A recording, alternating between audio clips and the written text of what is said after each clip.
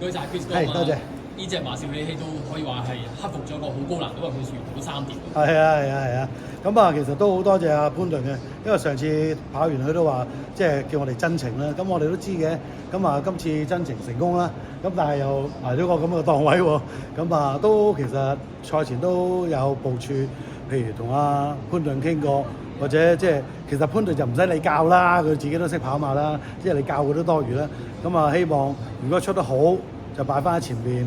即係希望揾到二碟有遮擋，咁啊結果都揾唔到啦，當然。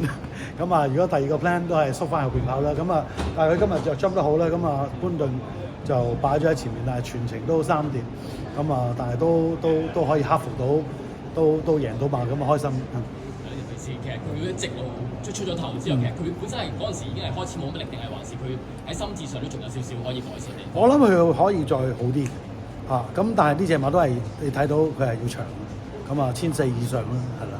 咁希望跑完今次繼續持續進步啦。咁其實隻馬不嬲都唔個表現都唔係差嘅嚇。咁啊，因為今次就贏咗先。我諗隻馬仲繼續進步嘅會。潘頓其實似乎係都比較睇重呢匹馬，因為記得佢喺即係之前未當馬受傷前都有騎過啦。佢一路都之後即刻都揾咁其實呢隻馬我哋即係一路開始都俾佢跟㗎啦，已經。咁即係俾潘頓，我諗。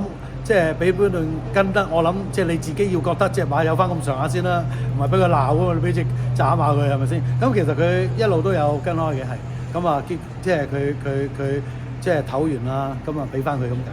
而佢嘅眼光應該係睇到呢隻馬應該係好有前景，或者係都有咁即係大家都有商量咧，即係都知道呢隻馬有啲質素係。再一次多謝 Chris 哥，唔該晒，thank you，多謝晒，thank you。